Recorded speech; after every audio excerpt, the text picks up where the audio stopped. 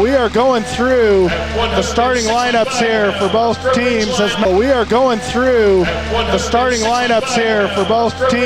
Mount Crest Mustangs are going to face off tonight against the Ridgeline Riverhawks in a Region 11 wrestling match. Do they call them matches or duels, Jake? Duel. I thought the duels were multiple teams, but anyways, we're here out of Mount Crest High School to watch these two teams face off. I got Jake Morrill here, Mike's side with me, twin brother of Jarrett Morrill, the coach of the Ridgeline Riverhawks. Jake, what do you think we got? Happy to be here. Yeah, thanks for coming. And we got the Cinnamon Bear en route, as he was unaware this was out of Mount Crest. He went to Ridgeline High School, but he's on his way. He'll be here in a few minutes. These two teams, we broadcast this last year at Ridgeline High School, and Jarrett Morrill was able to get the proverbial monkey off his back with what I remember the first victory ever for Ridgeline's wrestling program over Mount Crest. Yeah, so as the match is right now, Mount Crest is still up 7-1, maybe 8-1. Yeah, Ridgeline with the victory last year. Mount Crest with a new coach last year, right? This year. Okay, so the previous coach left, and they've just hired a new coach, Rollins. Coach Rollins. Okay, so Coach Rollins is trying to get these boys fired up here tonight to go to battle with a Region 11 rival. These two schools love to go at each other. It doesn't matter what sport it is. There's probably going to be fireworks here tonight. We're just working our way through the starting lineups. We're going to start at weight 144. That's going to be Seth Bendrup from Mount Crest and Josh Bingham from Ridgeline. As we go down these rosters, there's 4 kids for Mount Crest that have placed at state last year. That's kind of what you want to look for returning state placers to maybe make that run again to the state tournament, and then again try to get one of those placings. Top 6 get recognized. For Mount Crest, Stetson Bingham took 3rd. Kyler Swenson, who's actually a transfer from Virginia. I know his dad, Luke Swenson, and his grandpa, Davey Swenson, who's actually also a coach for the Mount Crest Mustangs. Davey coached me in football. Luke and I played together. So his son placed 3rd at Virginia, and they're saying he is extremely good and could very well make a run at a state title here in Utah. Carter Egbert was a 6th place medalist at the state tournament, and then James Rollins at the 132 weight is a 4th place and he's medalist. Also a previous state champion. Okay, James Rollins, so he is no stranger to the state tournament, as past state champion, 4th place last year. On the Ridgeline side, a great season last year, by the way. I want to say they almost broke into that top 6 in the state finalist as a team. As a team, they ended 4th. 4th? Yeah. Okay. Coach Rollins thought it might have been 7th or 8th, but 4th place last year for the Riverhawks. By far their best placing in the state tournament, right? Yeah, in the last few years, they've kind of hit that right in that 4th, 5th range. Okay. This year, trying to break through, get a little bit higher. So do they award, 6th place gets awarded as an individual? Do they award the teams a 4th place trophy? The teams just get the top 2 teams. Top 2, so 1st and 2nd. Okay, just like every other sport. Yep, okay. Placers for the Ridgeline Riverhawks, we got Mac Rutledge. I love Mac. He played football for me. He's just a tough kid and a little bit unorthodox on the mat. He gets in some weird positions, but he always seems to be able to work his way out of it and come out on top. 3rd place for him last year's state tournament. 2nd place finisher, that's Soren Jensen. He's a transfer from Gunnison for Ridgeline, as we're going to get underway for the first bout here with the 144 weight, Seth Bendrup from Mount Crest and Josh Bingham for Ridgeline. Got some good action in the early going. Both guys trying to get an advantage with the tie. Hand fighting back and forth. Working on each other's heads, and then back to the arms, and back to the head, and back to the arms. Now each one of them's got a head tie, and they break away. No points here. Minute and a half. Remind me, are they 2 or 3? 2-minute period. So 2 minutes. We saw right there a pretty quick stall call from the referee against Mountain Crest. Okay. The Ridgeline, so Bingham was driving forward. He was backing into up. him. Bindrup backing up, and the referee hit him with stalling. Wasn't that because he kind of backed his way out of bounds without the other wrestler? Now Bingham picks him up.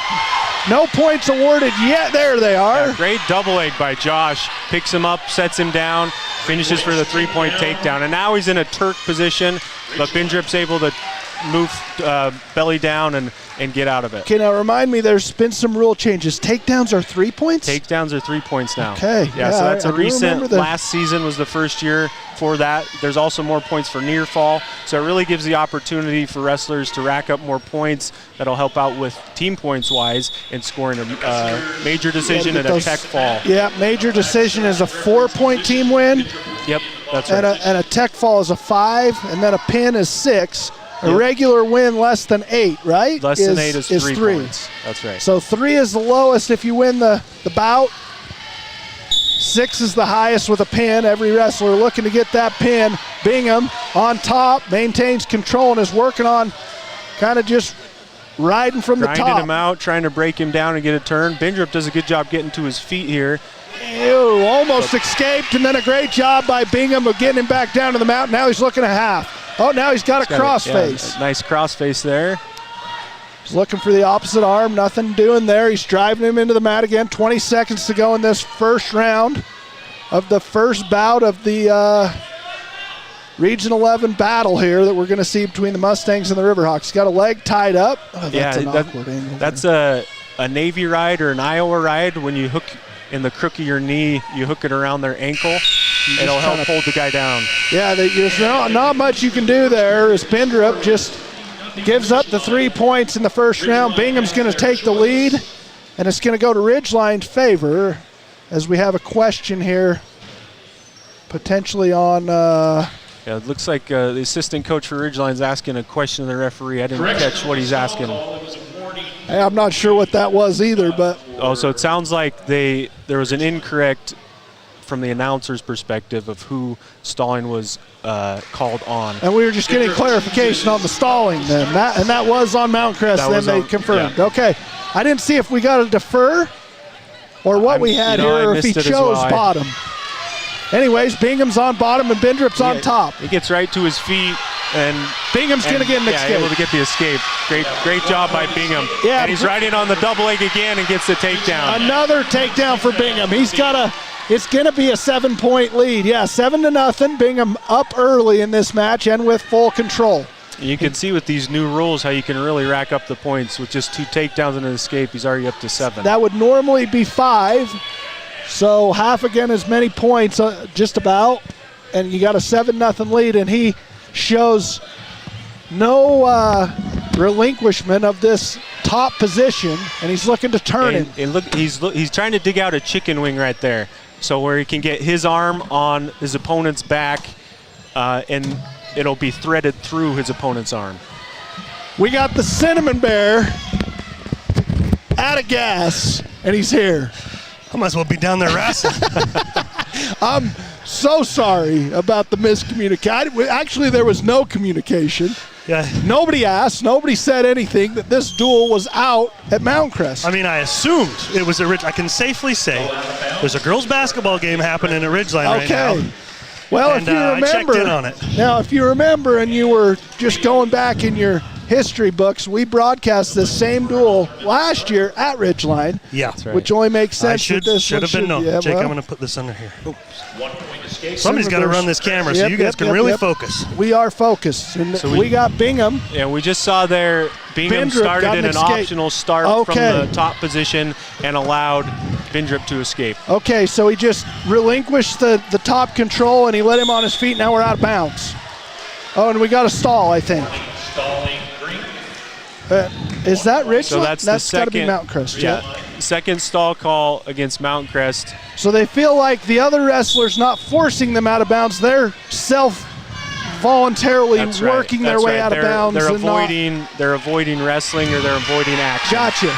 So another takedown right here and some back points. You see the referee swiping his hand. That's seconds that he's holding his opponent with his back at a 45-degree angle to the mat. You hold him there for 4 seconds, and you score 4 points near fall. 4 points. Is it 3 for a 2 for second? 3 points and 2 for 2 points. Oh, so they got 2, 3, and 4 That's now, right. where it used to just be 2 and 3. Yep. So they've added that extra level of points you can earn as a near fall opportunity. And Bingham, firm right control here, what he wants to do is get a pin. So if he were to turn him right now, unlikely to get the pin with so few time left, but he's got a whole new round now to work for that pin. Yeah, he's almost assuredly, well, not assuredly because we got another round of action to go, but he's got a 14-point lead. If he gains 1 more point, we're going to have a tech fall situation. Yeah, and you'll see, so right here, Bingham chose top position, and strategically that makes sense because if he were to choose bottom and escape, the match is just over. But by choosing top, he has a chance to turn and pin him, score more points for his team. Is this Josh Bingham? Yeah. He's such a good kid. Yeah. Yeah, he's working on a barbed wire right there. Oh, I love a good barbed wire. Not the 1990s Pamela Anderson movie. Oh. It's a wrestling movie. Oh, gotcha. that and the crossface are my favorites. If I could just remember more from last year. The crossface leads to the barbed wire. Oh, really? Yeah. There you go. I'm going to work on that. 15-2, minute and a half to go in this final round. Again right here. If he finishes the takedown, it'll be a technical fall. Oh, he's got that ankle tied up. But nice job by Bingham getting a crossface and getting a reversal. And that'll be the match. As soon as the referee realizes it, it's a technical fall. Yep. So 3 points for a reversal now instead of 2. They were actually in neutral, so it was a takedown for 3. Oh, okay. Reversal's so still 2 points. Okay, reversal's 2. So they had went to a neutral position. No one had gained control. Bindrup had escaped, and then Bingham took him down. That's right. So a technical fall point awarded for Ridgeline to open up this duel as they take an early 5-0 lead. Dave, as we look down this roster, it looks like one of them, second to last match of the duel. We'll see if it gets that far. James Rollin versus Hunter McBride. We'll see if that has consequences on who wins this. And this one right here has potential to be a good one as well. Both wrestlers are tough.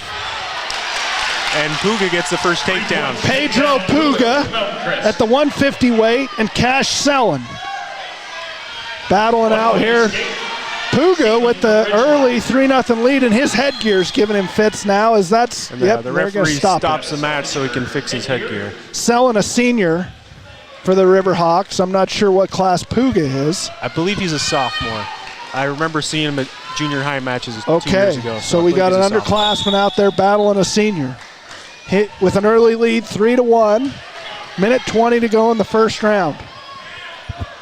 Guys, which team is favored this evening? Do we know? I would probably say Ridgeline. Looking at past history or just last year's performance. Mount Crest put together a good team again this year. We'll have to see how it plays out. I'd probably favor the Riverhawks a little bit, but Ridgeline, you never know what's going to happen. If you remember last year, they came out victorious for the first time ever against the Mount Crest Mustangs in wrestling. Okay, first victory. It was a good battle. Yeah, it was a good battle. Ridgeline was able to finish 4th in state as a team. I think Mount Crest was down around the 10th place, maybe 8th, 9th, 10th place seeding at state. Not their best performance for sure over the years. They've had a really strong wrestling program. A new coach here, Coach Rollins.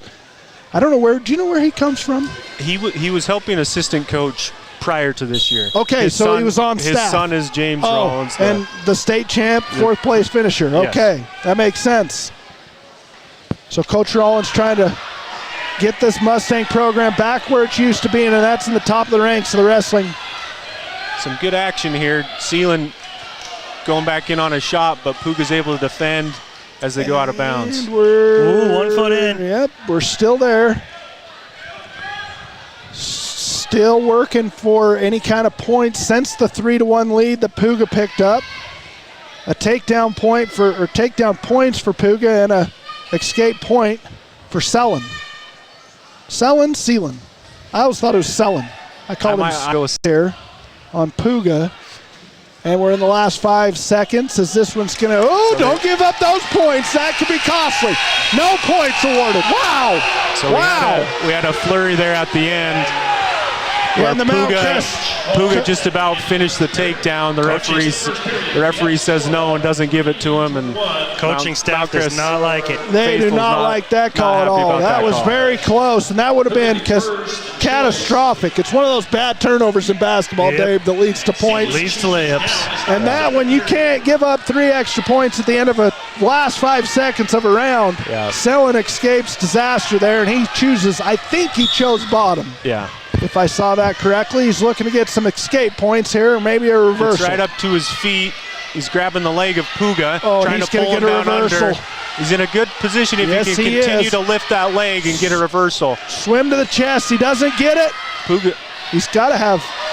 There's the reversal. There's the reversal. And if he can thread his arm through, he could get some back points, but looks like Puga's able to defend it. Good job by Puga limiting the damage there. Does that look like a So I thought I saw the referee give near fall. Oh, there we go. There's near fall. Now he's looking. Wait there and continue to just inch that shoulder closer and closer to the mat until the referee slaps the mat. He's got the 4 points near fall, so he's got this back to a 7-3 lead for Selin. Sure looks pinned from my vantage point. Yeah, that shoulder, that left shoulder, still elevated. He's got to pick it up and put it over his head. Now he gets out. Puga, what a great job. Great job by Puga. Oh, Andrew. No reversal, but escape points for Puga. So we should have a 7-4 lead here for Selin. 40 seconds, 35 seconds. We got a warning. Selin. A stall call on Selin for backing out. He sure likes this. I don't know if this is a point of emphasis in wrestling referee meetings throughout the fall and summer. From year to year, it seems like they have different points of emphasis, and that could be this year that they're saying if they go backing out of bounds, they're going to hit them for stalling real quick. If you're not constantly trying to wrestle, you're getting a stall call here early in this bout between the two Regional 11 foes. We'll see if that failure to pin Puga comes back to bite Selin. Here's we're ending the second round. See who's in better shape. We'll have a great chance to win in the third round. This one's going to go 3. And Selin has a 7-4 lead as we close the second round and move into the third. They got to be gassed right now. A lot like me running in from the parking lot. That's 2 rounds worth of wrestling right there for you. That might be an entire duel's worth. Well, for when me. you look as good as you do today. That's what I've been saying. So Puga had choice, and he took neutral to begin this third round. He's looking for takedown points here. Get this bout even back up. No, Selin's got to be careful because if he backs out again, the referee's likely going to call him for stalling to give 1 to Puga. You definitely got to keep wrestling here. As you do start to fatigue throughout a match, it is easy to lose your focus. Oh, and we got a control by Puga. This match is tied, and he's looking to get Selin on his back. Now, Selin, if he can lift that leg back up, but he's got to be careful because Puga's with that leg. He's got the half Nelson up top. He's going to try and stretch him out to where he can start getting back points. Hip bump. That was a nice hip bump by Selin. Now, so if Selin can capture the head here and keep the arm, he should be able to get some back points if he can roll out on top. Oh boy, there's the reversal, and there's the near fall points. Oh, and Puga doing a great job. Wow! So he got 2 back points, which is helpful because now he's up by 4. So he got 2 reversal and 2 back. He's up 11-9. And if he doesn't, he'll get hit for stalling, and Puga's obviously got to keep going because he's losing. Selin trying to work that same kind of hip bump. Oh, and he let him out. Now he's looking for a takedown, ties the match for Puga. Oh, and Selin catches him sleeping. Selin catches him off guard. And Selin with control now. If he puts this in, it's going to be over, and it's over. And then now if he can get some back points, he might be able to get a major decision. Let's see if he can sneak his half Nelson in to get some back points. No, Puga doing a good job of just laying out, trying to limit the damage, but a great job by Selin. Just taking opportunity as he caught Puga just kind of daydreaming out there. It appeared that Puga got distracted, looked away for a moment, and Selin took advantage. I don't know if he looked over at his coach or what. He kind of just lost focus there just for enough time for Cash Selin to shoot in. He had a 12-9 lead. He picked up another 3 points, and so he finishes that bout with a 15-9 win for Ridgeline. Boy, that was an exciting one. I hope we get a few more. Yeah, that was a good match. And it's a great start for the Riverhawks, winning the first 2 and going up 8-0. Here's Mac Rutledge. He's a third place finisher in the last year's state tournament. Great kid. He's wrestling Mountain Crest. Case and Jessup.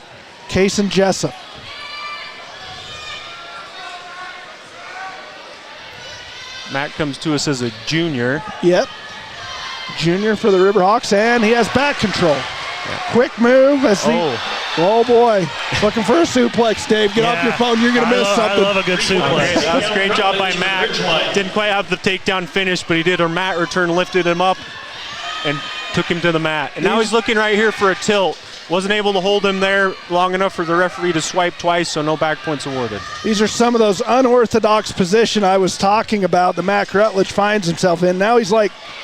Now this is one of his favorites right here, where he's got his leg towards the inside of his opponent's leg, and he's trying to hold his opponent's back now for near fall. Yeah, that's just... You're probably not going to pin anyone in this, but you're going to get some near fall points as... He is getting awarded those near fall points. That's right. It'll be difficult to pin him because he's holding him so close to his body. You're between him and the mat, more or less. Looking kind of for another tilt again. Doesn't get it. He's already up to a quick 7-0 lead. Ooh. He's got a cross wrist, and then Jessup's able to get his arm back and defend it. Oh, he's got double wrist going. What is that when you got both their wrists and then you kind of just pull their arms underneath themselves and dump them up on their shoulder? Mac up around the head, he pulls him to the mat. Mac up around the head, he pulls him to the mat. Looking for an arm and a head, he's got them both. Now he gets his back. Control and 3 points for Rutledge. How quick would you cramp up, Nick, doing this? 33 seconds for me. Depends on how much I hydrated the day before. I don't care if you drank Rutledge has got a tilt right there with 4 more points near fall. Oh boy, so we're 14-0. This is getting ugly. Rutledge, he's trying. They're negotiating with the coaches. Do I get a pin or do I get a tech fall here? Yeah, he'll certainly be working for the pin. If he's unable to get it, then he'll either let him up and take him down, or he'll just hold him on his back to get the looking for that points. Same pressure tilt that just hasn't quite been there for him. He's got one arm tied up underneath his belly. Now he's going to a half. Now this looks to be more of the type of move he could pin him in. So if he's able to hold him Look there, at that shoulder, you guys. Yeah. Thread him in. So if he can do a reverse half and cut backwards, but looks like Jessup's able to roll out of it, so it'll be a near fall. Yeah, near fall and a tech fall, 18-0. So 2 tech falls and a regular, what do they just call a regular win? Decision. A decision. 2 tech falls and a decision start this duel off 13-0 lead for the Riverhawks. Now this Stetson Lofthouse, he's a third place finisher for last year's state tournament. He's a good kid too. I like this kid. Always comes up and says hi to me. Very sociable. You gotta like that in a teenager. Right. You know, a lot of times it's much easier for them just to grunt as they walk by. Yeah, just nod their head. Nope. Some of them are great. Not Stetson. He'll come up and talk your ear off. He's going to wrestle Zarian He's Crook. your kind of guy. He's my kind of guy. You've been talking my ear off for years. Stetson is a strong 165. Me too. Zarian Crook.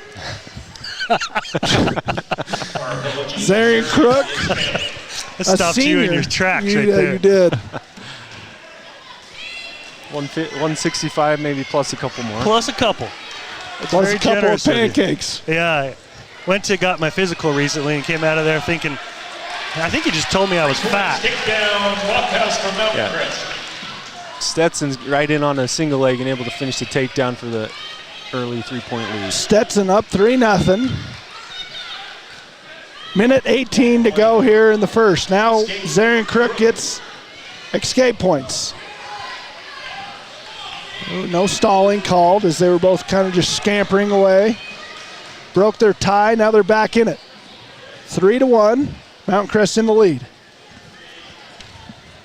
Stetson looking for that single leg. Looking for a high crotch, but Zarian able to defend it. Then Stetson goes for a head and arm throw, but Zarian just rolls him right through and gets a takedown. Great roll through by Crook there. Uses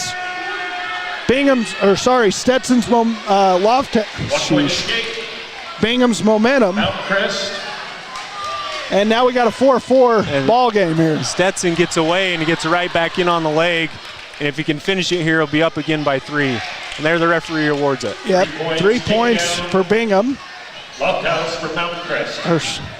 What am I got? Yeah, I think is it Stetson Bingham?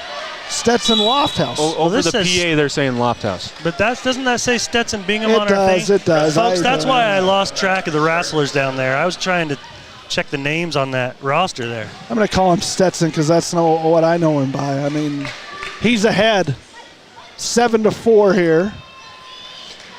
Now, I think Coach Morrill's asking the referee about whether there should have been a reversal instead of an escape and a takedown, because that's a 2-point differential. If you get an escape and a takedown, that's 4 points, versus if you just get a reversal, that's 2 points. But the other person got the escape point, which they wouldn't have got if they got the reversal, so it's really just a 1-point differential, right? Because an escape and a takedown would be a 2-point differential. Oh, right. No, 3.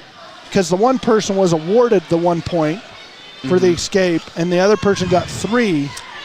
Oh, so the same guy got the escape, then the takedown. Oh, I got you. Okay, so a reversal, would be a 2-point differential.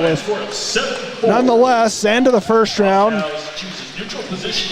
They call him Lofthouse. We call him Bingham. His name's Stetson.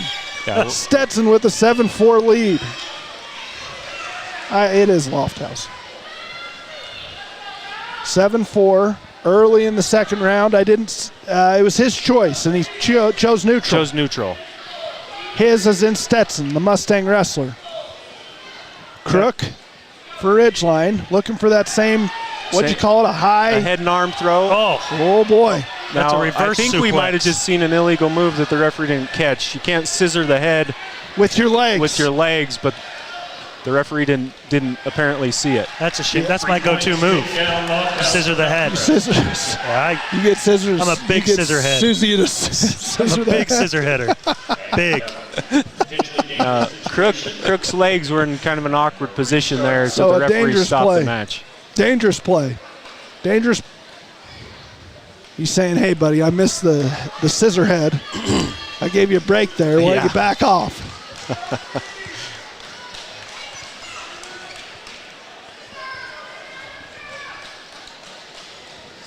So Stetson's going to go into optional start. So feels like his takedowns are pretty strong right now, as he has, I think, 3 of them, right? Or 2. No, I think he's got 3. 3 takedowns and an escape for his 10 points. Yeah. What just happened there? So a false start. If somebody moves before the ref's whistle. Okay. 5-yard penalty. Yeah, 5-yard penalty. Back it up. Still first down. Zarian does a good job getting to his feet, but Stetson takes him right back down. 10-4, a minute to go in the second round. Ridgeline ahead in the duel, 13-0. Mountain Crest looking for their first team points here.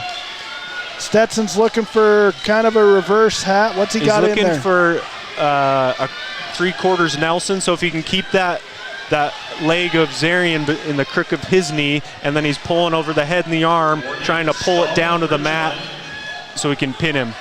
And he's got, this is kind of a barbed wire. Oh, okay, let's go. Interesting stall call there. I feel like sometimes the ref needs to give a little bit of leeway to the bottom wrestler to allow them to defend the move, and it's not always easy to do something else besides not getting turned, but the ref decided it was stalling and called Crook for stalling. So a warning.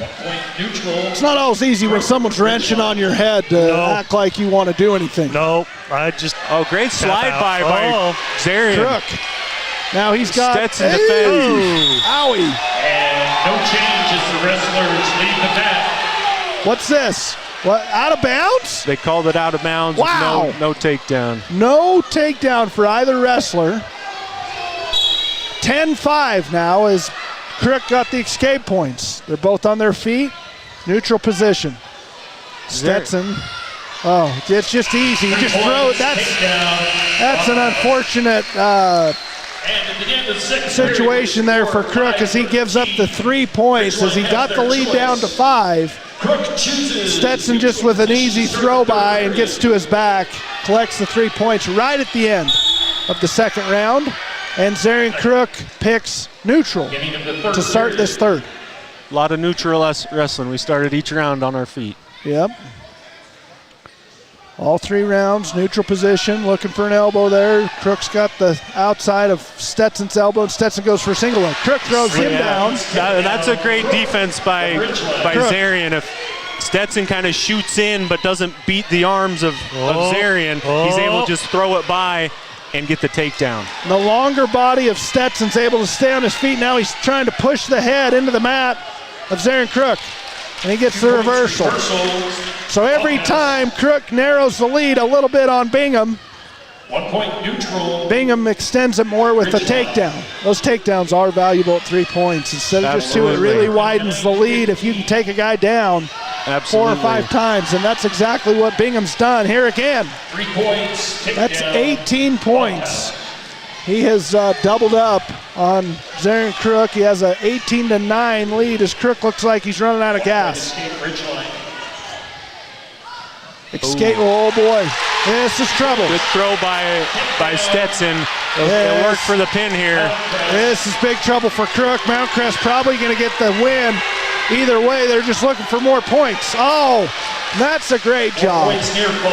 Those are the kind of things that will limit the damage. And I'm not sure what happened here. Tech fall. Oh, tech fall. That Okay. put him up by over 15. Stetson Lofthouse with the win. Nice job getting the Mustangs on the board. That's going to be a 5-point victory for the Mustangs. This one could. And from Mount Crest,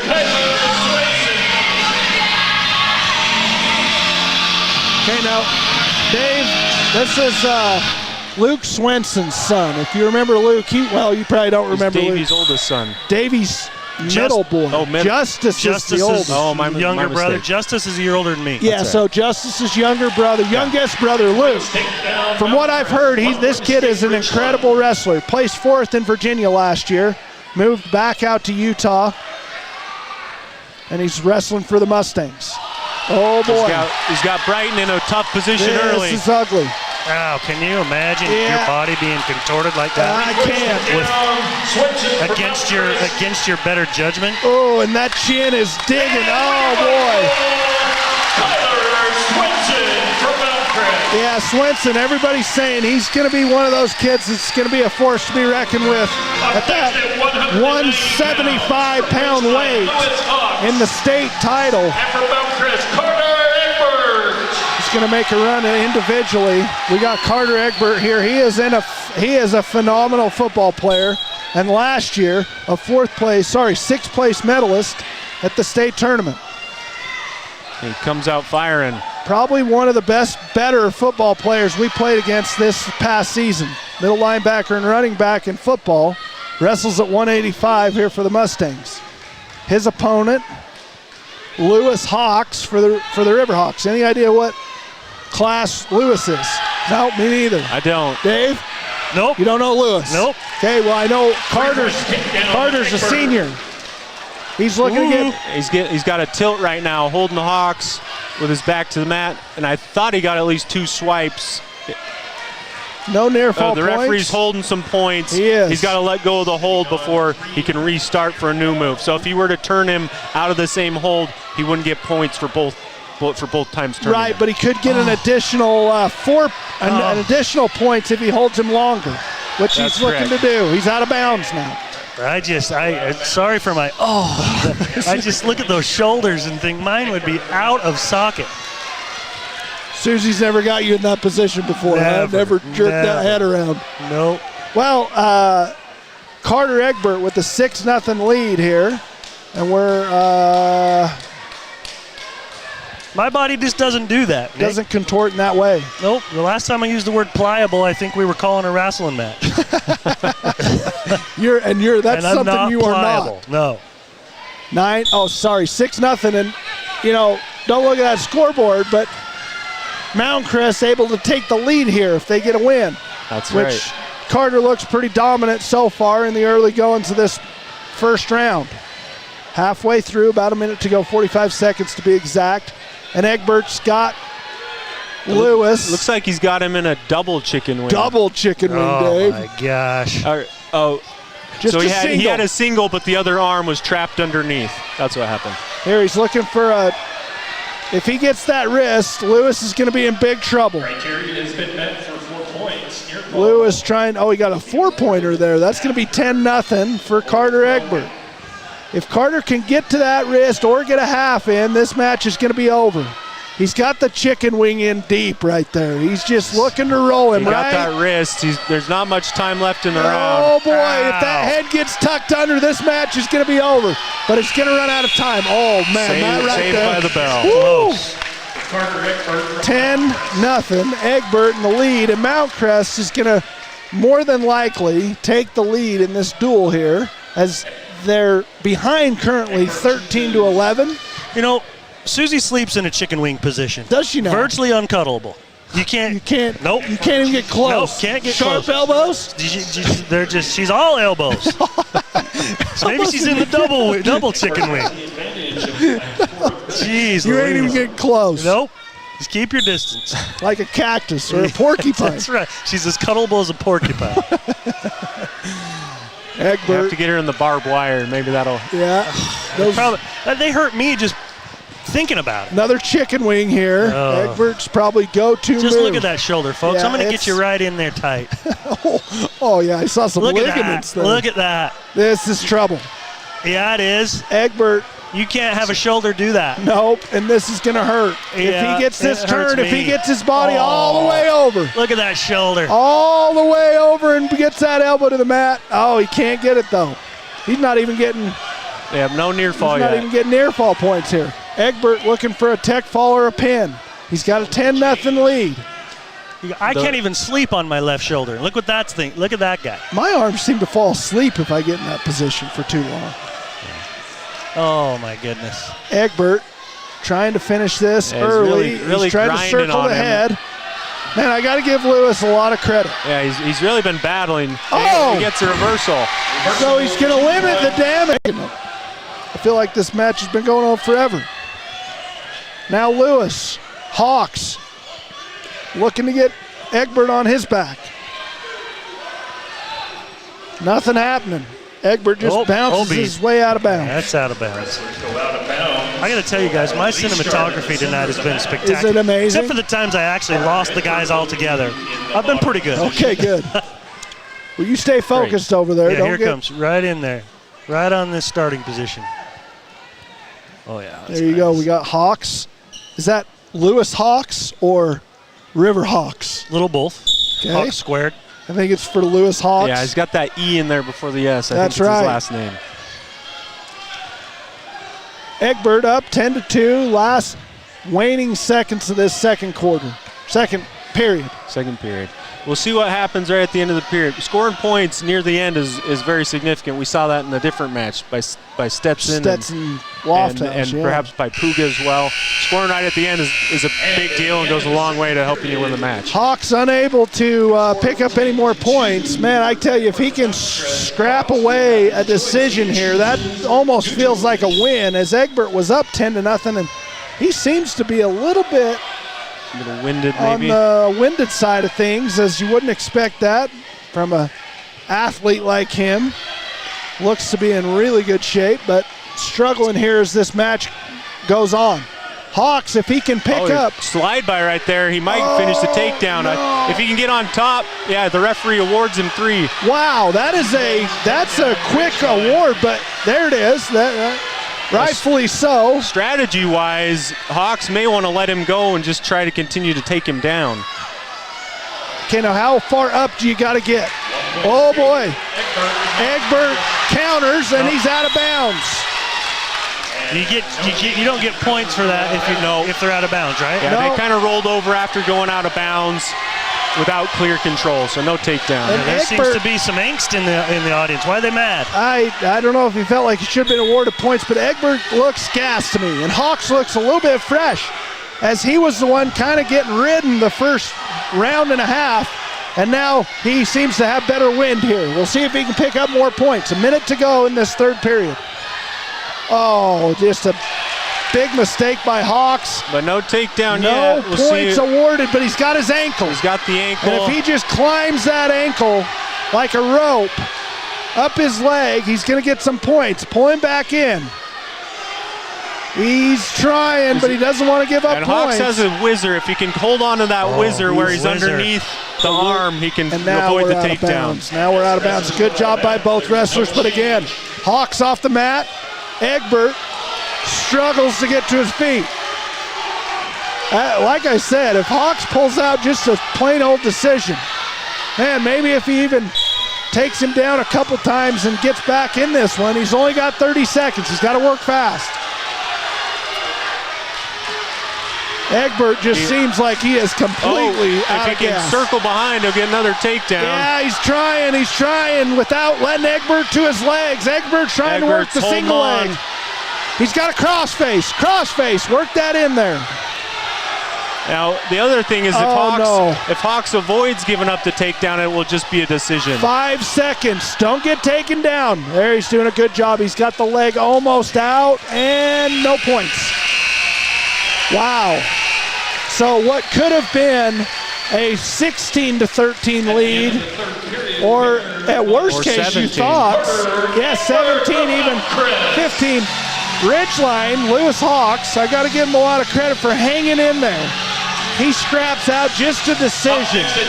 So it's only a 1-point lead for the Mustangs.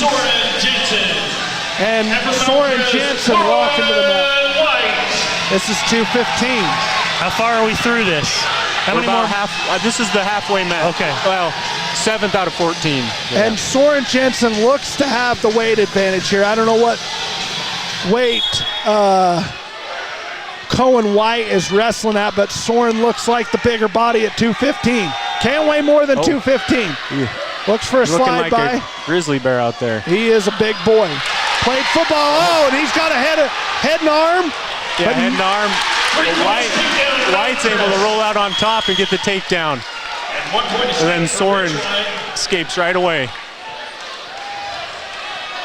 It's a lot of weight to come down on top of you. Soren looking, oh my goodness. This is trouble. Oh, what a great job by Noah White, Cohen White.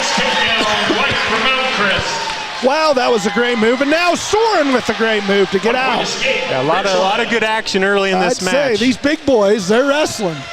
They're not just loafing around They're out not there, sumo Dave. out there. No, They're doing it right. they're getting after it. I do love this 170 to 215 weight range. These boys sure can.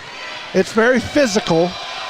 And both wrestlers looking to get control here. It looks like Noah White have a goofy hips and push those shoulders to the ground. This is going to be over. That's a precarious position right there, Dave. Sure is. You're not paying attention. See, I can't do that. No. I cannot do that. What an arch. That's a great bridge off his back by White. But now the reverse half is in and this is over. If he gets out of this one, this is a miracle. There it is. There it is. Wow. Not every day that you see a wrestler get taken down twice and then pin the other guy all in the first round. All in the first round. 13 seconds to go. Soren was in the lead if the points would have been fully awarded, but he gets the pin. He gets the pin. And a nice...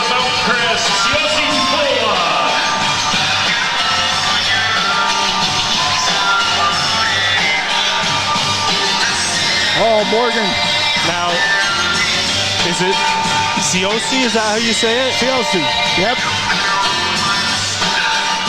Siosi Tupuola from Mount Crest and Morgan Kunzler from Ridgeline. Everybody loves a heavyweight. 19 to 14. Oh boy, and they're going for the straight right away. head tie bear hug. Siosi pushing Morgan Kunzler out of the ring. And we're getting fired up. Yep, settle down. Coach Morrill wants him just to settle. Morgan wrestling because Matt Alez, who normally is the heavyweight varsity wrestler, broke his ankle in the blue-green duel. We're gonna see a big fall here at some point. Broke his ankle. Well, I heard it was not broken, but just sprained bad. Okay, he's in a boot, and I heard it's, oh boy, this is trouble.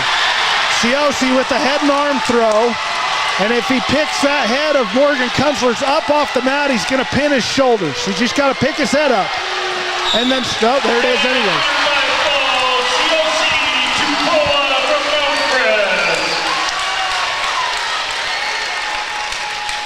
From what I hear, Matt Ellis will be back at some point in this season.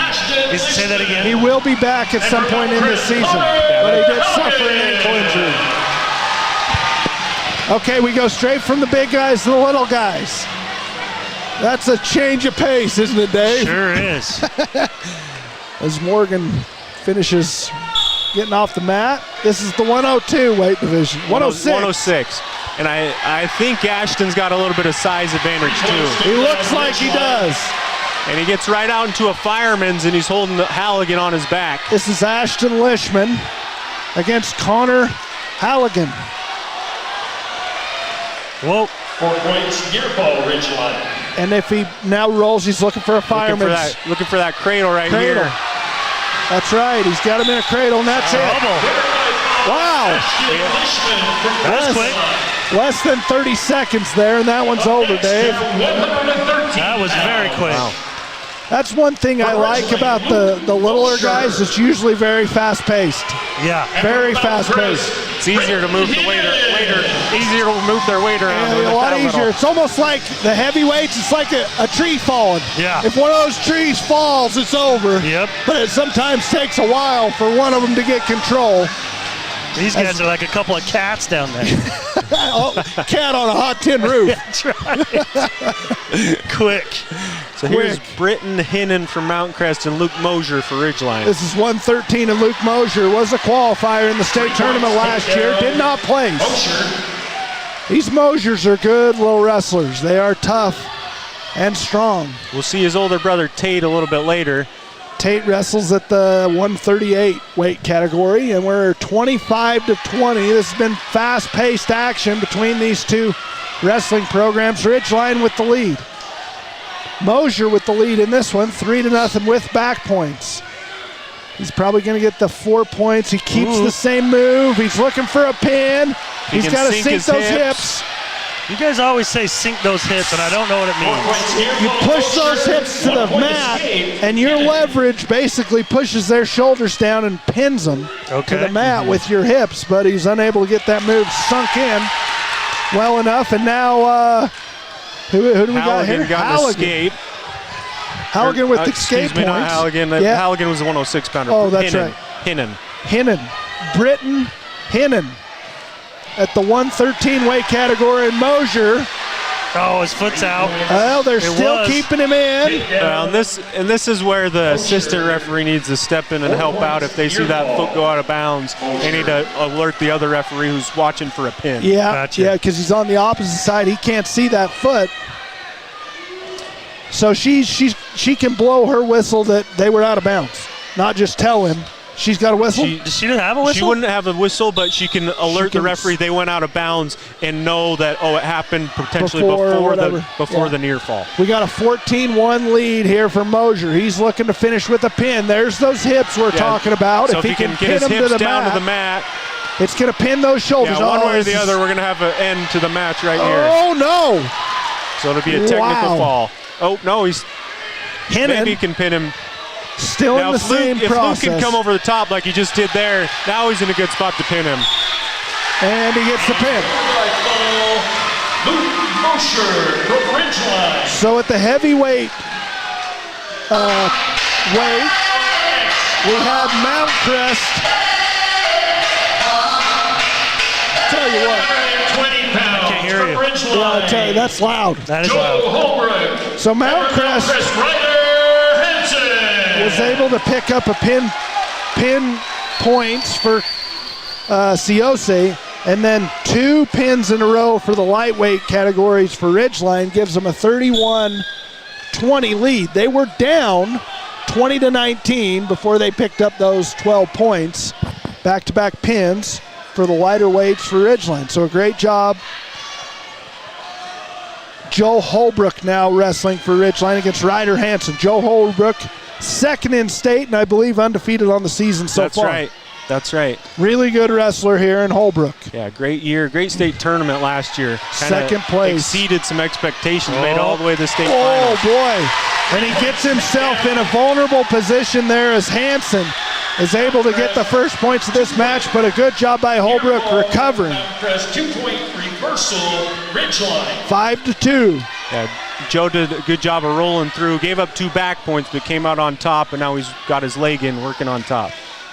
He's got that leg interlocked, and he's trying to grab an ankle, trying to break down Hansen. Hansen doing a good job of posturing up. Now he's getting that arm. He wants that arm. He wants it over the other side of his head, and there it goes. Holbrook doing a great job of controlling his legs with his legs. Controlling Hansen's legs with Holbrook's legs. Now he's just got him flat on the mat. Going to try to work a wrist or a and he's tilt looking for a tilt right here. Referee's awarding back points. Those tilts are good back points, but I rarely see anybody get a pin with a tilt. You're exactly right, Nick. It's hard to hold them to the mat because it's so easy for him to just lift his shoulder up. Too much movement, too much space. It's very effective in racking up the points, but hard to pin them that way. 6-5, Holbrook in the lead. He regains the lead after being down 5-2. Now he's looking for more back points. He does a Turk right there where he steps over the leg and then he lifts his opponent's leg with his leg, and he's holding him there, getting more back points. If he can, with his right hand, reach and grab the foot and pull it towards the head, that's going to help get him on his closer to the back. pin.